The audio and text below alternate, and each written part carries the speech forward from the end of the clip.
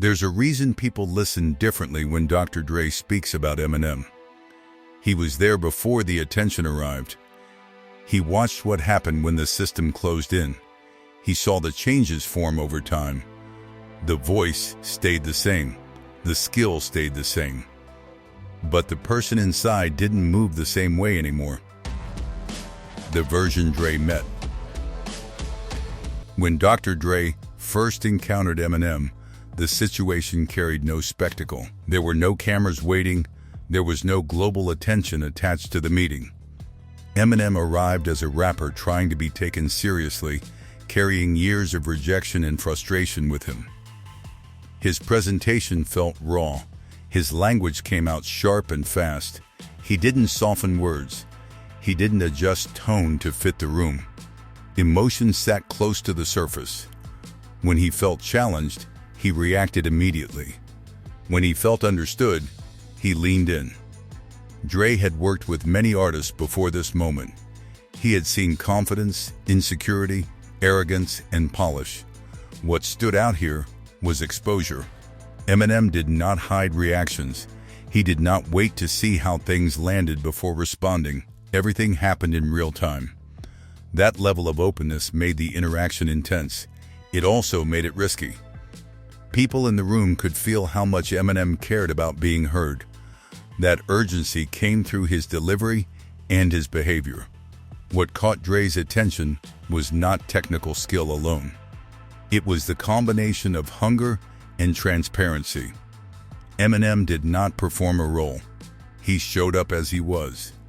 There was unpredictability in how he spoke and moved.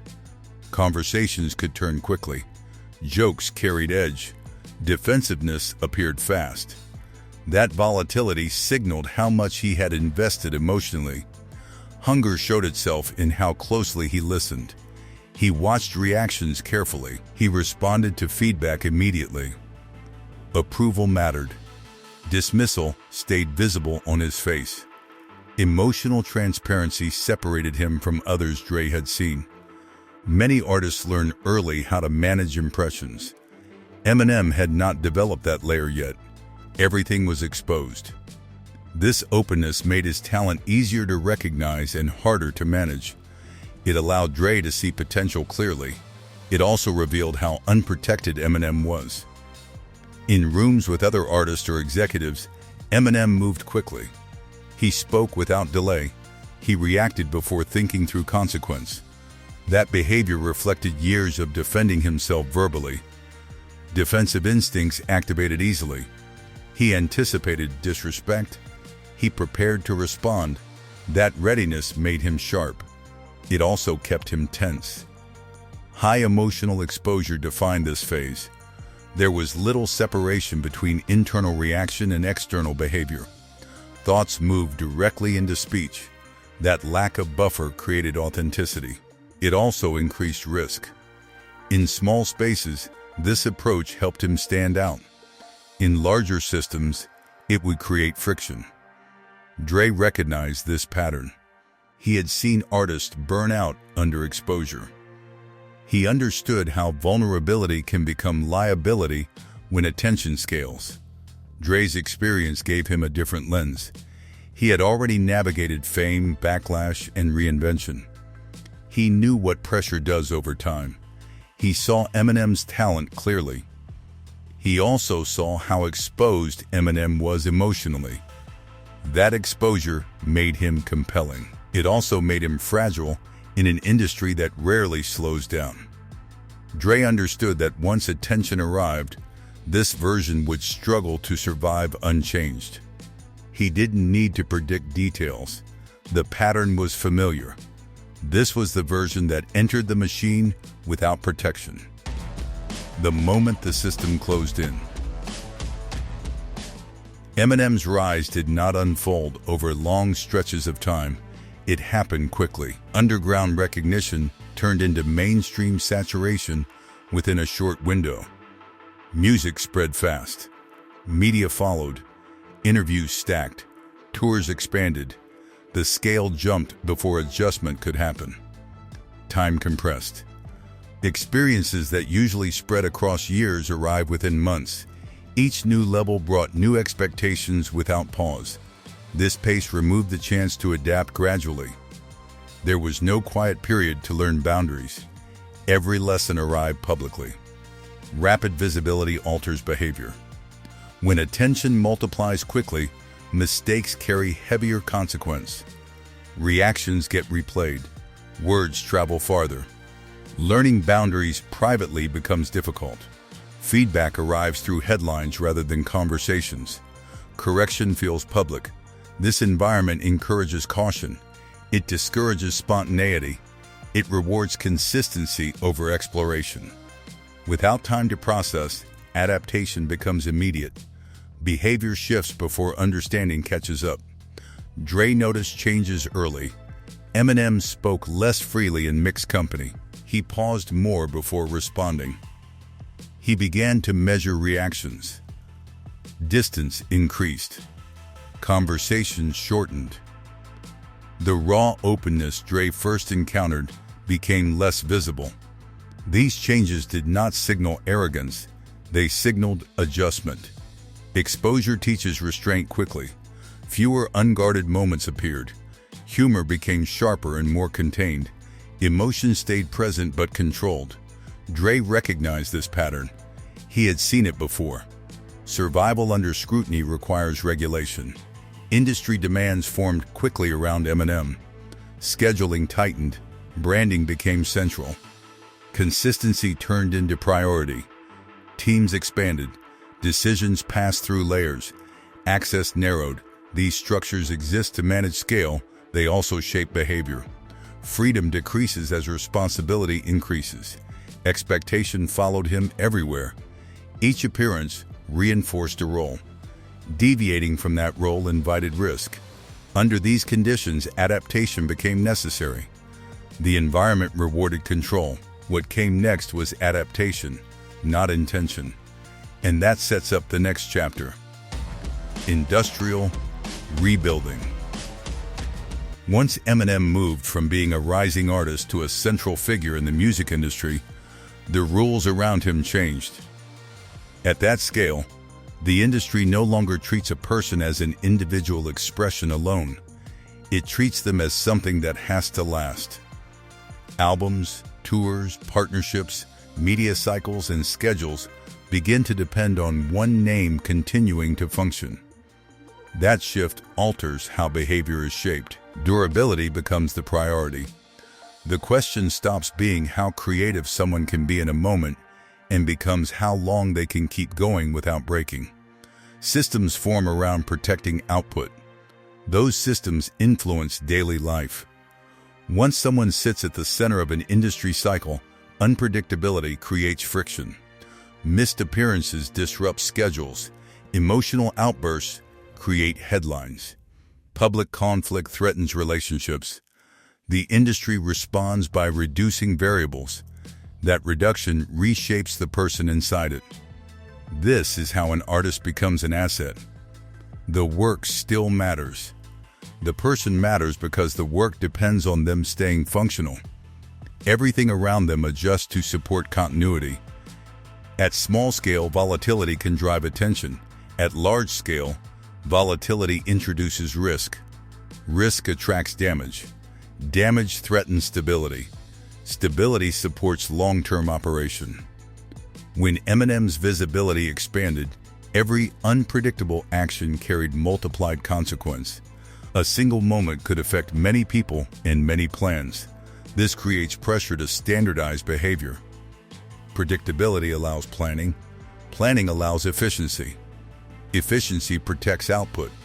These priorities filter down into personal habits and public presence. Emotional regulation becomes part of this process. Strong reactions draw attention. Attention brings interpretation. Interpretation invites judgment. To limit that chain, reactions become controlled. Access narrows for similar reasons. Fewer people in the inner circle means fewer leaks, fewer misunderstandings, and fewer conflicts. Trust becomes selective. This is not a moral decision. It is structural. The system rewards behaviors that reduce risk. The survival version does not arrive suddenly. It forms through repetition. Each adjustment solves an immediate problem. Over time, those adjustments stack. Less access becomes routine. Control feels safer than openness. Emotional regulation becomes habit. Public presence stabilizes. This version performs efficiently. It shows up on time. It delivers consistently. It avoids unnecessary exposure. The earlier version fades from daily operation because it creates friction in this environment. Raw expression becomes costly. Spontaneity becomes risky. People watching from the outside feel this change. They sense distance. They describe it as replacement because it feels structural rather than situational. Dr. Dre sits in a difficult position here. He did not design the system, but he understands how it works. He functions as guide and buffer rather than architect. Dre's focus stayed on protecting output while minimizing harm to the person producing it. That balance is difficult. Protecting the work often requires limiting the person. He understood that Eminem's early openness would struggle at scale. He also understood that removing that openness entirely would cost something. This created constant negotiation. When to shield, when to allow exposure, when to step in, when to step back. Dre rarely spoke publicly about this process. Speaking would invite interpretation. Interpretation would add pressure. Silence reduced noise. The rebuilt version functioned better, even as something faded, and that leads directly into the next dilemma. Because survival does not always feel like victory to the people who witness it closely. The mentor's dilemma. Eminem's career continued when many others in similar positions collapsed. Output remained steady. Presence stayed strong. Longevity became a defining feature. From an industry standpoint, this outcome represents success. The system did what it was designed to do. The artist endured. For a mentor, that endurance carries mixed weight. Survival avoids tragedy. It also confirms transformation. Dre watched Eminem navigate pressures that had ended other careers. He saw the benefits of control and restraint. He also saw the distance that formed as a result. That survival required changes that did not announce themselves loudly. Distance from early behavior increased. Restraint replaced immediacy. Separation from earlier dynamics became permanent. The raw version that Dre first encountered did not disappear overnight. It stopped being operational in daily life. The survival version took over. This shift affected relationships. Familiar interactions changed tone. Access changed frequency. Shared history became memory rather than present experience. These changes did not require conflict. They occurred through structure, time constraints, boundaries, expectations. Dre rarely addresses this shift directly in public. That silence reflects awareness. Naming the change would invite speculation. Speculation would create pressure. Pressure would add risk. Silence also reflects respect. Speaking about someone's transformation publicly removes their control over the narrative. Dre avoided that. He carries knowledge without broadcasting it. That restraint protects the person and the work. The dilemma sits here. Opening the door changed everything. Without that opening, Eminem might not have reached this level. With it, he had to adapt. Dre did not force the transformation. He facilitated opportunity. The system did the rest. This creates responsibility without clear blame. No single decision caused the outcome. The process unfolded through structure and repetition. Saving someone does not preserve who they were. Why people call it cloning. When people don't have a clean way to explain what they're feeling, language stretches. It reaches for words that carry more weight than precision. Cloning is one of those words. People don't arrive at it because they believe in a literal process.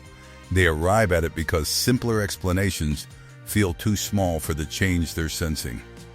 Gradual change usually gets gradual language. People say someone grew up, settled down, or adjusted. That language works when change feels familiar. When change feels deep and permanent, people reach for something stronger. They need a word that communicates scale, not detail.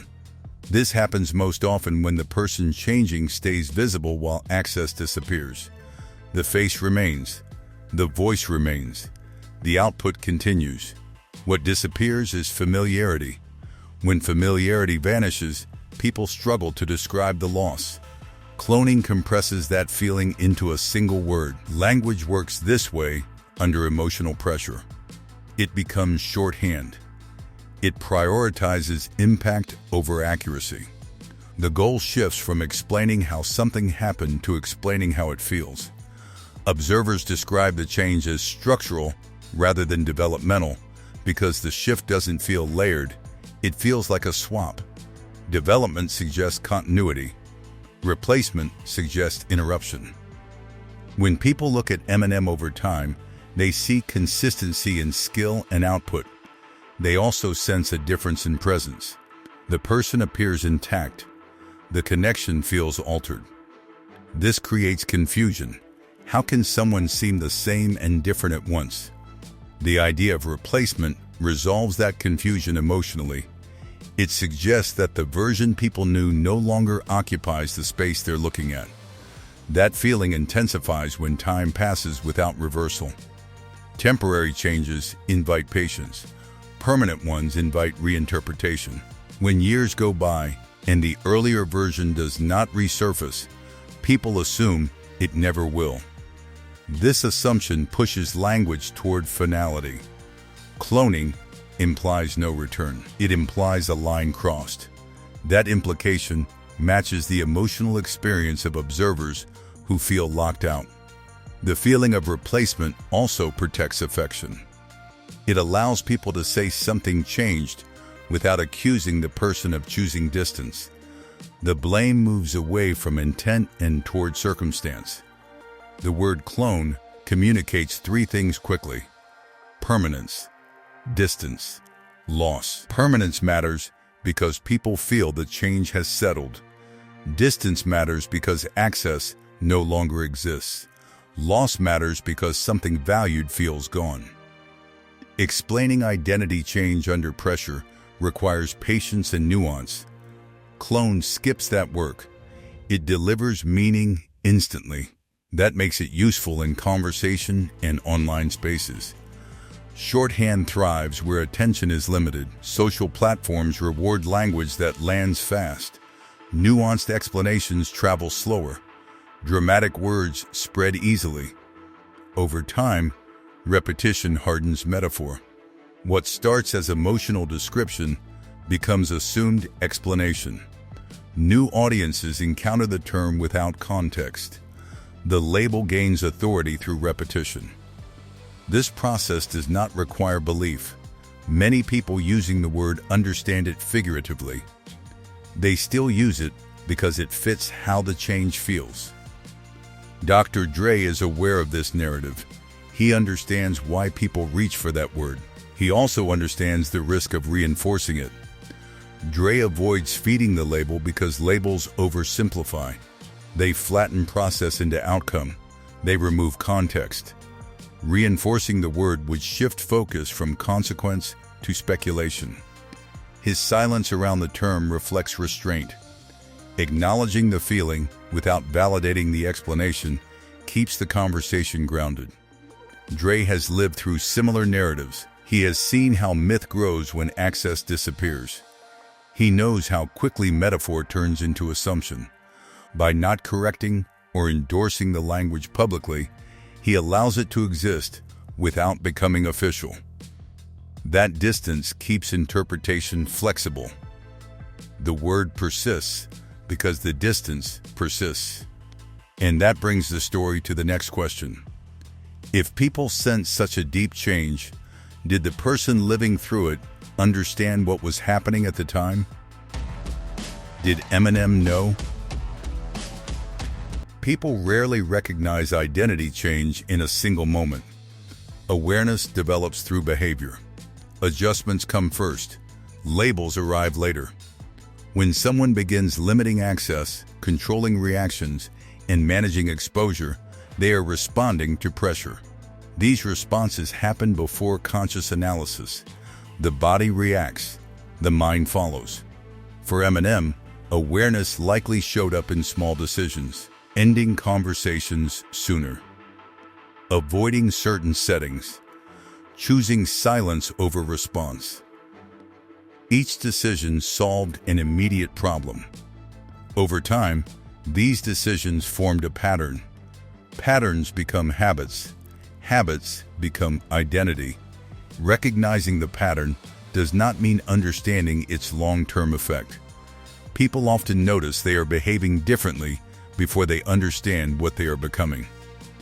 Artists process internal change through work long before they explain it publicly. Music becomes a space where themes surface indirectly. Across later periods of Eminem's career, themes of control, fragmentation, and restraint appear. These themes suggest reflection. They point toward awareness of division between versions of self. This does not require explicit confession. Tone, structure, and focus communicate enough. The presence of these themes indicates engagement with change rather than denial. Art allows exploration without commitment. It lets someone examine feelings without locking them into explanation. That flexibility matters under scrutiny. Processing through art keeps control.